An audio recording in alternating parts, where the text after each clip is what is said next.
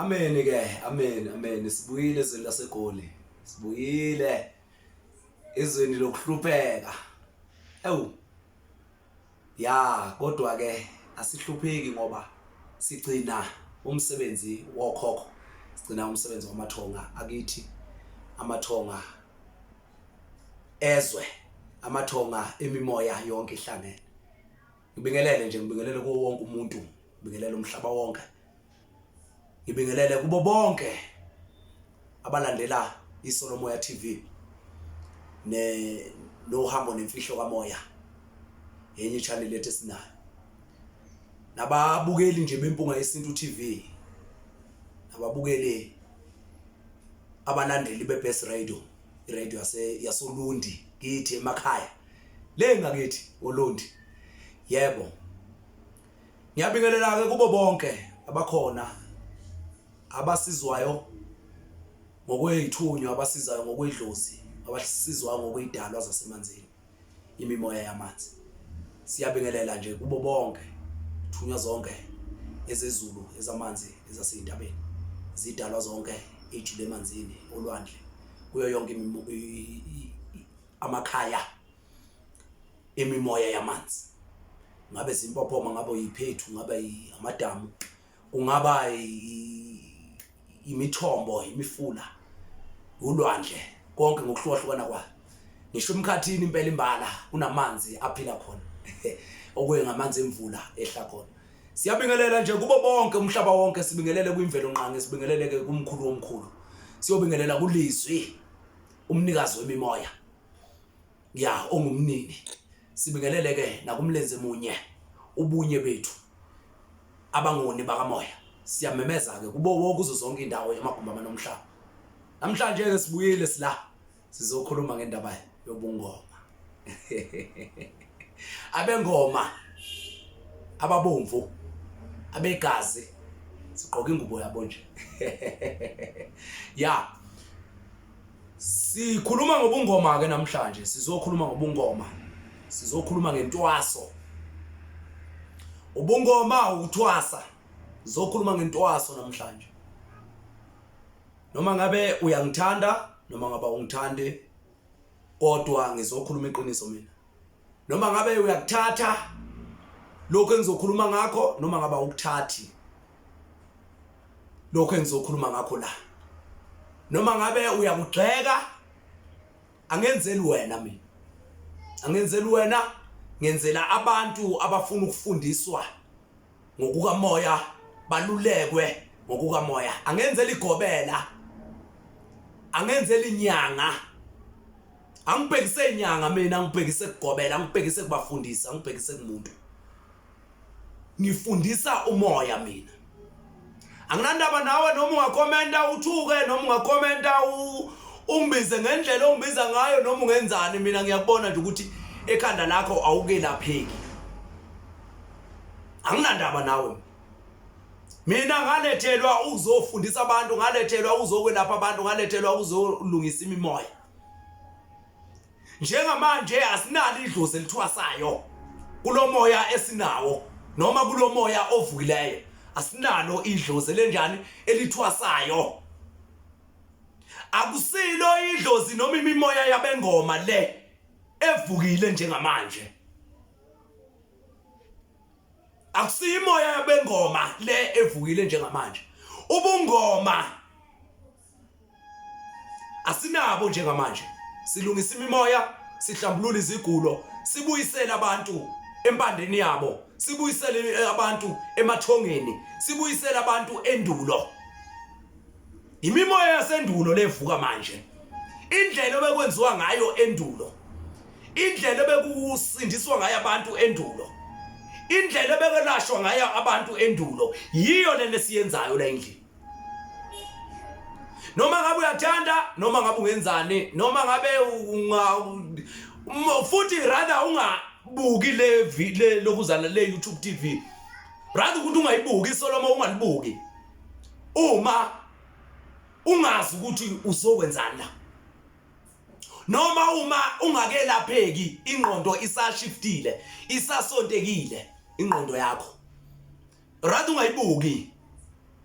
uma uzophazamiseka emoyeni ngoba akungakho ngoba kukhona esimgwazayo noma kukhona esimgxekayo noma kukhona esithi asinamuntu oright asinamuntu wrong thina sizophilisa abantu sizokwelapha abantu sizokukhipha amaqiniso sizoveza iqiniso la silethele lokho nje futhi le group yalaba bantu noma lesi sizukulwane salaba bantu abavukelwe imimoya manje imimoya yeqiniso kuzokwenziwa isembulo kuzombulelwa abantu sibuyiselwa kulamathonga ingakho uyibona imimoya ivuke kangaka kodwa ayivukele ukuthi wena uthwasisa umuntu ayivukele ukuthi wena ugoqisa umuntu ngoba laba bantu abakhona manje iningi labo bambethwa amakhosi bambethwe izithunywa bambethwa amandla akwazi ukuzithwasisela wona akwazi ukuzilungisela wona akwazi ukuzikhulumela wona kubantu babo manje ke awusiyeke indaba yentwaso awusiyeke indaba yokuguqa ungaguqisa abantwana babantu ungahlukumeza abantwana babantu ungadli imali zabantwana babantu ngento engekho hlambulula labantwana bekhulume nabantu bakubo babatshene bafunana indlela yakudala ke abekwenziwa ngayo uma umuntu eguliswa idlozi lobungoma noma abengoma noma isidlozana ube abanye bebegula bebaleke bahambe baze bayowe emzini womuntu abanye bebegula behanjiswe kumuntu ngoba beyokwelashwa befike belashwe babuye manje abaselashwa abantu sebeyaguqiswa kuthiwe unedlozi lobungoma kanti umuntu unendiki nendawo akusisi sangoma yindiki nendawo indiki nendawo elidliwa noma banengane encane ezalwayo iyalidla indiki nendawo ichathwe ngalo igezwe ngalo so manje sizocacisa lokho manje ukuthi yini intwaso yini ubungoma siqale kubo nje ubungoma bengoma bebehlatshelwa ingoma kuvuka usinga lengoma kubo bese beyagida bese beyasinela bese beyashayelwa isigubhu bese kuvuka lobu bungoma abengoma lapho intwaso izimfundiso zikamoya ukufundiswa ngokukamoya iyona ntwaso leyo manje siyacela ukuthi fundisa abantu ngendlela okungeyiyo fundisana abantu ngendlela okuyiyo ukuze bakwazi ukuthi abantu benzeni bahambe ngokuqonda baqondiswe baphinde futhi bakwazi ukuthi abantu benzeni bamukele imimoya yabo ngendlela okuyiyo ngoba abantu abadala bavukile manje benza into eziningi uyabona go America noma go UK liyehla ilokuzana izinga lemali noma mhlambe liyehla imali ziyehla manje sibuyele erandini bavukile omkhulu bethu angithi babathatha bababulala bahamba bayokwenza imuseum le phesheya bathatha amakhosi akithi bathatha omkhulu nokhokho bethu ababelwe izimpi zakudala bathatha amakhanda abo bayogcina imizimba yabo okungenzeka nje nenkosi yethu uShaka ayikho kuleli thuna lokhu kuthiwa kuyiwestenga kuyiwa kwaDukuza kuyogcina umkhosi 11 kunezinto ezizimfihlo ngaye kodwa kungenzeka ukuthi ule emuseum waphesheya kufundiswa ngaye kusetshenziswa imimoya yabo ukulwa nesizwe esimnyama angikho ke lapho ngingaze ngiveze imfihlo ejulileyo ngoba mina ngiyokuvezela imfihlo ejulileyo uma sikusuke lokho ngigqoke ingubo yegazi namhlanje ngigqoke ingubo yempi namhlanje ingakho ngithinta into ejule kangaka ngigqoke ingubo yamabutho ingubo yabazingeli ingubo yamakhosentaba amabhubesi izingwe abadli begazi yebo ngize lapha ke ngizokhuluma ngendaba yentwaso uma uhlushwa umoya ugula uhlushwa imimoya ubuhamba ubaleke uvuke zipoliyane uvuke imimoya ngithi usuke kungena imimoya kuwe abanye bahambe bengazi ukuthi bayapi baze bayowela emzini womuntu into ke bekufanele ukuthi yenziwe uma usuwehlelwe yileso simo bekufanele ukuthi wena bafike babone ukuthi uhlushwa yini kuqala, babone ukuthi uhlushwa yini, bakwelaphe leso sigulo leso, ujike uye ekhaya. Ma ujike uye ekhaya, ufike ekhaya kuphinde kuqale phansi lokugula okutshengisa ukuthi inkinga isemimoyeni noma isemsamo noma ikubantu ohamba nabo. Bese behamba beyohlanza umsamo wakini, bahlanze nedlozi lakho, babuye nawe bafike lapha esigodlweni noma kwagobela ke lo osekugobela manje. Mabefika kuye bafike bahlanze idlozi. Angito oqala bebesalapha isigulo. Njengoba ufikile wasuka ngejubana wena wazofika la ekhaya wafike wawa. Balapha yini isigulo uphethwe yini kahle ngoba usuka lena nje uzuzowela la ekhaya. Yini ekuhluphayo uphethwe yini? Mase ke sebekutholile lokho ukuthi uphethwe ukuthi bamelapha wasinda bambuyisele kubo. Mabembuyisela kubo iphinde imhluphe lento bayifika ekhaya. Abayohlanza umsamo ke manje. Behlanzele lidlozi okufanele ukuthi ufundiswe ngalo. Bahlanza umsamo babuye bakugeze ngeinkamba ngemithi ethile yokuhlambulula umzimba yokugeza imimoya. Ingabe imimoya ethunywa, ingabe imimoya yedlozi. Ugezwe leyo mimoya leyo. Mawusuqedile ugezwe leyo mimoya leyo, lihlambulukile idlozi. Selizoqala ke likufundise intwaso leyo. Selizoqala likufundise ngoba likuhlalise la ekhaya, likuhlalise ngesimo sokuthi ukwazi ukuqonda. Phecelezi uconcentrate, ukufocusa. Kulento zengayo la. Lokho kungakuthatha inyanga ezimbili, unyanga eyodwa, amaviki amathathu, amaviki amabili, kungaba liviki elilodwa. Kuya ngokuthi abantu bakho bashesha kangakanani. Ukwazi ukufunda ulimi likamoya nokulalela isigulo somuntu. Yizona zinto ntwaso, iyona ntwaso leyo ukwazi ukulalela ulimi likamoya, uqonda ulimi likamoya. Ukwazi ukulalela isigulo somuntu, ukuthi lo muntu uphethwe yini. Bakutshela ukuthi welapheka kanjani. Emva kwalapho mawusukwazi ukwenza lezo zinto lezo, sebengakuphothula bakukhiphe, uhambe uye kini. Uyokwenzani nakini? Uyokwemukelwa lapha kini. Uyohlala phansi, usuyofundiswa ngokwemithi ozoyisebenzisa, ngokwempande ozoyisebenzisa, amakhambi ozowasebenzisa. Ngoba awukwazi ukufundiswa amakhambi nemithi kwagobela ngoba uzovukwa isilwane ugobela. Afuna ukuthatha amakhambi ethunga lakho ahamba ayokhohlisa ngawo abantu ngoba ngeke azasebenze kuye. Akuthathele imfihlo namandla akho ugobela. Awukwazi ukuboniswa imithi ukwagobela. Mawusuqala usuvuka nemithi, yiba nebhuku ubhale phansi. Uyohamba mawusuphothulile, uyophahla lapha ekhaya. Ubuze ukuthi awani lo muthi. Elani leli khambi? Ezani lezi impande eninginika zona? Ngizenzeni? Umuntu mayefika, uphethwe yini lo muntu? Usebenza abantu bakhe ayiwe. Usebenza laba bantu onjani obuyo bahlanza lapha kwabantu kwagobela. Kusebenza laba bantu obuyo kwenzani obuyoxhumana nabo kuphi kwagobela ngokuthi akunikeza akhe impande okuyizona ezoxhumanisa abane wena nethonga lakho. Yena uhambo lwakhe luphelela lapho. Bese yakuphothula akusekhaya. Ukuphothulana ulwazi nezimfundiso intwaso yomoya. Zithunywa ke ejwayele ukwenza lokho. Sikulalelisa inkinga yomuntu ziphinde zithi yelapheka kanjani. Bese idlozi liqhamuka nekhambi, liqhamuka nomuthi, liqhamuka nezimpande ukuthi wena uzosebenzisa ini. Uzosebenza kanjani? Isikhwama awusitholi kugobela.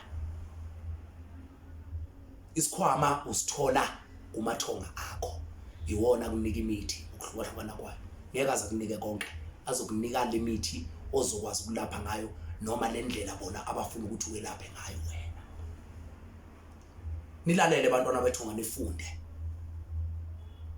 Kukabi ukuthi unike ugobela isikhwama ngoba ukutshena ngokusobala ukuthi ugobela ukuthwasisa idlozi lakhe.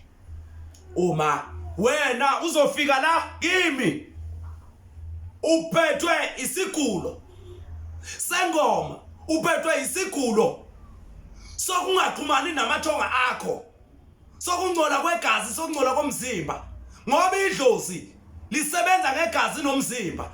Iyona nto elikwazi ukuphila kuyo, iyona ndawo elikwazi ukuhlala kuyo, iyona kudla elidla khona, iyona nsipho yokuhlambuluka. Uthi kuhlambuluke wena, kuhlambuluke idlozi lakho. Ithunywa zihlanza umoya, ithunywa kakhulu zisebenzisa iwasho ezisuselwa khona emakhambini nasemithini, lisebenzisa amanzi, ithunywa zikamoya. So manje kufanele ukuthi wena ulwazi uhambo lwakho, uyazi into ekuphethe, uxhumane namathonga akho kanjani na, ngokuthi ugezwe ugobela, okuyena ozogeza mayiqeda ukugeza bese ke usiyakwazi ukuthi ukhanyelwe wena uyombulelwa ekhaya, akuphothule ugobela, angakuniki ikhwama ngoba uzokubulala mayikunika ikhwama, uzokubulala mayikunika ikhwama. Kunalento eyenzakalayo ke engingayifuni kakhulu ukuthi uhambe uyothwasa, mawufika ukuthwaseni ugobela akwenzele mayiqeda ukwenzela ngenkomo yakhe le ozobuthwase ngayo, ekufundisa lezi zinto, uhlala la ekhaya wenzelwe zonke lezi zinto la ekhaya bese ekudayisela isikhwama.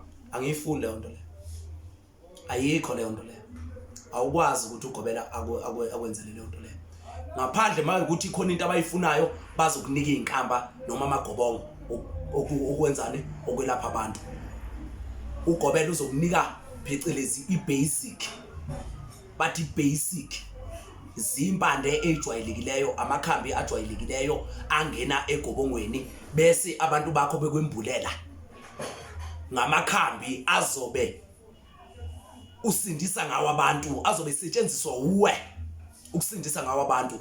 Akwenzeki futhi lawo makhambi ungawadli wena, ufanele ukuthi uwadle kwagobela, uwadle kwagobela, ngoba bazomtshela ukuthi sicela ukuthi umhlambulule ngaleli nkambi, ngalempande le, ngalolu khamba lolu, ukuze akwazi ukuthi axhumane nathi bese sikwazi ukuthi bese siyamkhanyisela, simnike lokhu okuyikona. So manje iyekeni le ndaba yokuthenga izikhwama, khipho 10,000, khipho 20,000, khipho 15,000, abanye ke sebebiza 70,000 bathi isikhwama sami su70. Awazi uzowuthatha lo 70, uzowuthatha lo 70,000 ugula, uzowuthatha. Banifuna imali kagesi, banifuna imali yokudla, kodwa ke vele ngoba siphila kulesi sikhathi esiphila kuso, kuyadingeka ukuthi ulala udlile. Uyayibona, mhlambe ke ube nawo lo gesi lo, kodwa mina ngikuboni leyo nto leyo ngoba uzobuhlalela. Mina ngazi, kodwa angazi mhlambe ngendlela okwenzeka ngayo manje ngoba lesi sikhathi sishintshile samanje, mhlambe ngendlela okwenzeka ngayo, kodwa into ebalekile ukuthi wena uyofunda umoya lapha, awuyili ukuyolanda isikhwama, ngoba kubungozi ukuyolanda isikhwama somuntu ongasiniki. Uzothuthu uyayithatha lempando lapho umuntu afa. Ngani na awuyinikiwe leyo mpando la, awuyiphuphanga ngisho ebusuku, ngoba kufanele ukuthi uyithonge ukuze amathonga akho uwazi ukuthi amathonga akafunani kuwe. Ngiyacela bogobela ninganiki ingane zabantu izikhwama, nani belashwa. Ngiyacela ukuthi ningathathi izikhwama enini kwagobela, lalelani amathonga enu, lalelani imimoya yenu ukuthi ithini kini. Sikhuluma ngendaba yentwaso nedlozi njengamanje, khuluma ngendaba yani yentwaso nedlozi. Bantwana bakithi, ningadlali ogobela benifuna imali sesikhwama. Isikhwama usinikwa ekhaya ulele, impande ozosiza ngazo abantu uyinike ekhaya ulele.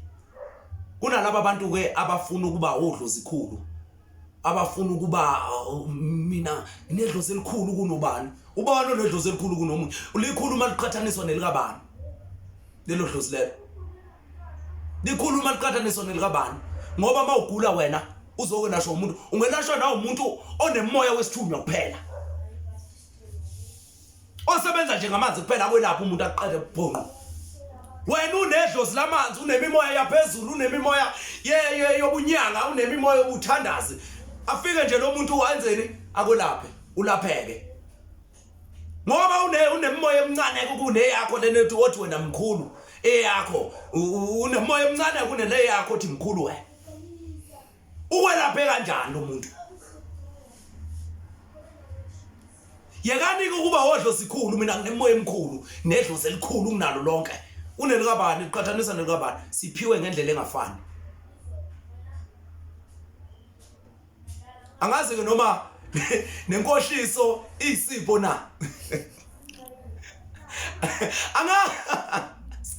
angazi mhlawumbe nenkohliso isipho ya uyahamba uyagula wena uyafika kwagobela ugobela unesipho sakhe lese lihlala kuso noma unecansi lakhe lese lihlala kuso ubhilile lapho wabhila ukuthi kungena amathwasa ubeke isigubhu sakhe lapha nesishunqa esibiza amathwasa uyasithuka ngazo zonke inhlamba zomhlaba lezi ukuthi aziyoqoqa amathwasa zibuye nawo nama uqeda wena usiyamvuvu ugobela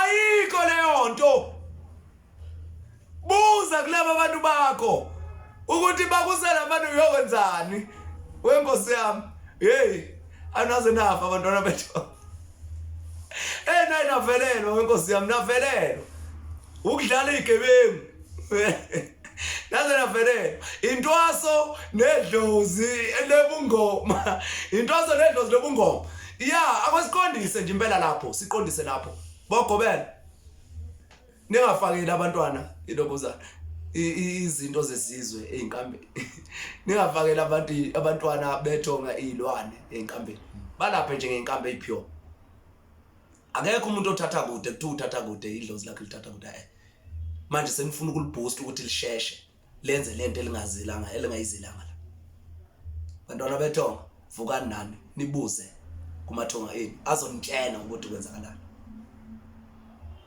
nginalento ke yokuthi intwaso yamanje usuku ungathwasi idlozi lakho intwaso yamanje nginayo ke leyo nto leyo ukuthi usuku ungathwasi idlozi lakho uphahla idlozi kagobela uphahle idlozi kagobela uphahle idlozi lakho uphahle idlozi lasekhaya uma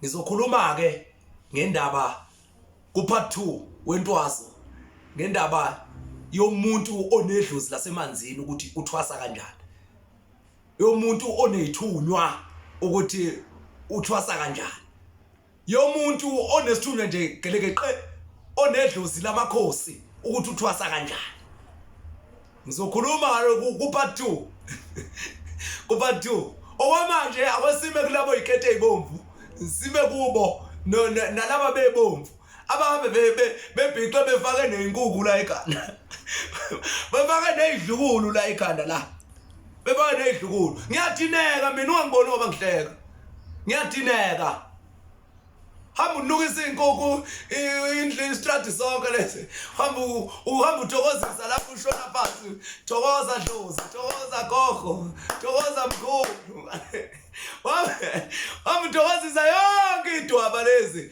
wamthokozisa zonke idwaba zogobela lezi msangana masana ukusangana nini yekani uthi ukuhlanya ningasanganiswa ile mithi abanigxinxa yona laba bantu iyekeni leyo nto leyo ayikho bantwana bethonga ngixolise nje ukukhuluma ulimi oselithephe ecelezi ukuthi ngiyacasuka ngiyadineka ningangiboni ngoba ngihleka angihleki ngintshena iqiniso manje anginihlekeli nje ngintshena nje iqiniso uyazi upart 2 wayo lentwaso kodwa ke izobe sikhuluma ngenhlanzeko ngamanono sikhuluma ngentwaso yabantu abamakhosi ngentwaso yabantu beyithunywa isimhlophe isingekho obomvu ngoba ngigqoke into ezibomvu nje nami ngoba ngigqoke into ezibomvu ngizokhuluma kahle ngizoqondisa lapho bantwana bethonga lalelani ithonga lakho ukuthi buthini ubuthongo bakho ngoba sithwasa ngamaphupho inkinga iyodwa uyahamba entwasweni uyafika ugobela akakwazi ukukuhlaziyela amaphupho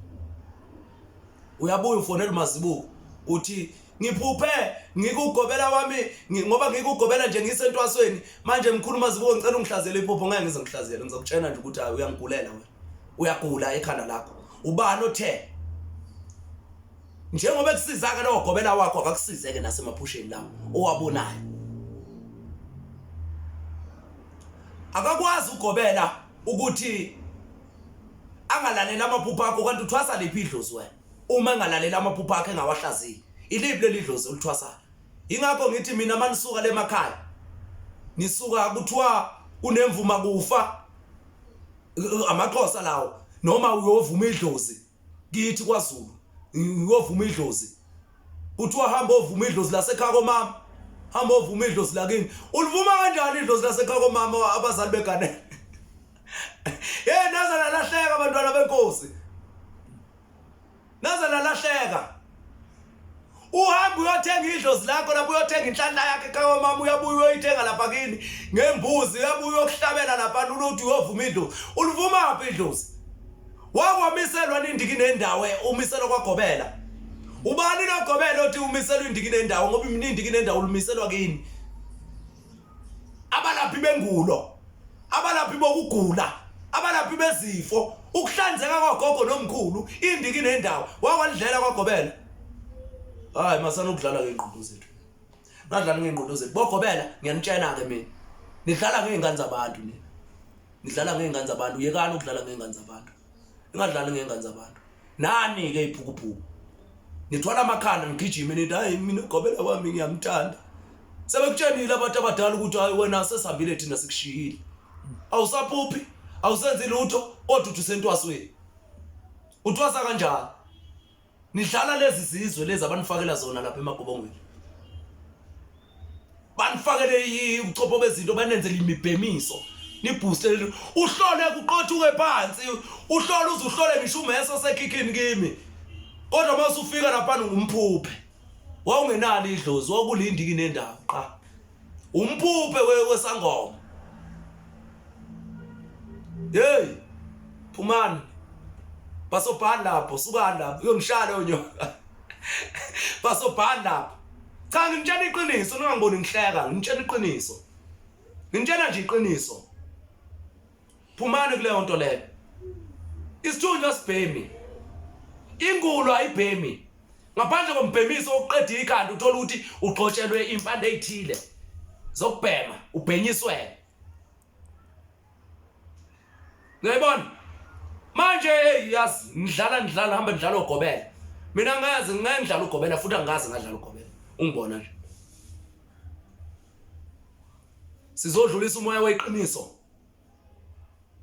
sizokwelapha ngeqiniso sizonivusa abantwana bethongo ukuthi vukani nime ngomumo nikwazi ukuzilwela namathonga enu akwazi ukunilwela ahambe nidwangusisa nje nami nishayise ibondeni shayise emabondeni buye lapho usukala mina idlozi ngiyalizonda idlozi liyahluphekisana lihamba likufaka kogobela yini lingakubonisi likutshena kahle idlozi ukuthi wena ufuneka emanzini kumele uyohlanjululwa ngokwamanzi ugijima uyohlanjululwa emigodini omunye uvike lapho athi usebuya ngisho emgodini phakathi wamthatha ugobela womfaka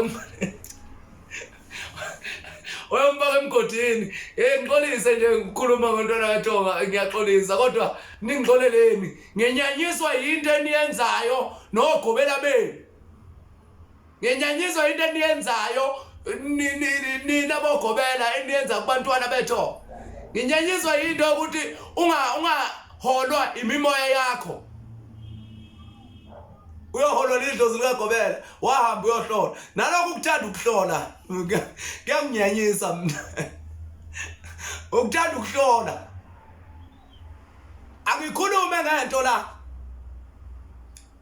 ku-YouTube kwi-channel yeSolomoya ngikhulume ngento la ikuthinte esigulweni sakho esikuhluphayo bese ubuya lapho uzongitshena uthi Masibuko uthema ukhuluma kanje ngathinteka ngoba ngehlelo ukuthi nokuthi singakulungisa kanjani bese ngihlala nawe phansi ngutshela ukuthi hayi lungisa la nala kwengwaziyo nami angazi konke kwengwaziyo nami ngiyabona Nekwangitshenwa khona amathonga ami ngawe.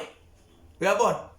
Manje ngiyacela abantwana bethonga enganeluleka ngakho nje ukuthi lalelana amathongeni nilandele ubuthongo benu ukuthi nithongane nibonane emaphusheni enu ezibonakalisweni nitshenwa ini ungavumi ukudlala ugobela akutshene into yakhe ethi ngoba uyazi bewuyapi la bungeke uze la ngingenawo amandla okwelapha ukuthatha uthi unamandla okwelapha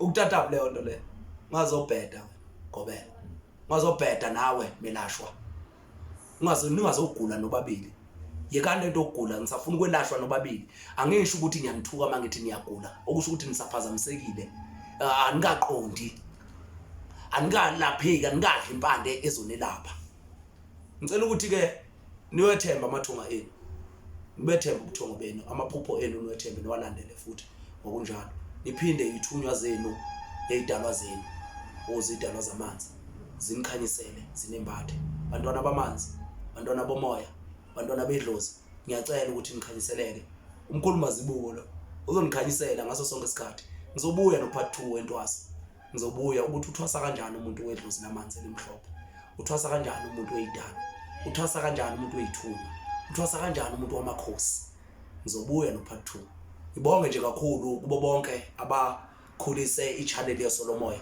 ngicela ukuthi nikhulise nohambo khona ivideo engizoyishaya yohambo ngiqhubeka nohambo lwami ne TV yohambo ngicela ukuthi niyikhulise nje njalo ngiyabona iyakhula usuku nosuku neSolomoya liyakhula nalapha umbungu esintu ngiyanibona bafethu ngiyasilandela ngicela ukuthi niqhubeke njalo ningadikibali nisilandele njalo ukuze niyothola imfundiso zeqiniso niyithole izaluleko okungezeqiniso ngiyacela abantwana bethonga nilandele njalo nje sibonge kubo bonke abakhomentayo nababuza imibuzo iyophenduleka ngokulokhu senza amavideo nisitshene nezinye izihloko enifisayo ungangitshela ukuthi hayi kumele ngicela usichazele ngamabhayi usichazele ngebhayi lempangele kodwa ngifikile ngichaza ngemibala usufuna ngichazele ngejazi lakho wedwa hawu cha ngiyaxolisa abantwana bethonga ke lapho ngiyaxolisa nje kuloma comment kanjalo ngiyaxolisa sekumele ngikuchazele ngokuthi wena waphupha uphethe ikhandlela eduze komhlanga noma phansi kwamanzi hawu kahleni madodana ngicela ukuthi niqhamuke nezihloko zezinto ezinihluphayo sizokwazi ukuthi sinaluleke siphinde simfundise lapho ngiyabonga abantwana bethonga ngibonge nje kumhlaba wonke obukele nobasazobukela le video ngiyacela ukuthi niqhubeke nisubscribe kuSolomoya TV iSolomoya likamkhuluma zibuko iSolomoya libuka ekujuleni noma libone ekusitheleni noma libanzi lijulile iSolomoya libona lapho ungabona khona yiso lesithathu lokho ilana amabili esibuka ngawo bese kuba elibuka ekusitheleni siyabonga abantwana bomoya sibonge uNkulunkulu anibusise ithunywa zinembathe amathonga akina wasekhaya komama anivulela inhlanhla anikhanyisele nembulelwe ngokukamoya nokumoshakala kwezwe ikhanyiselwe ngomusa kaNkulunkulu amen.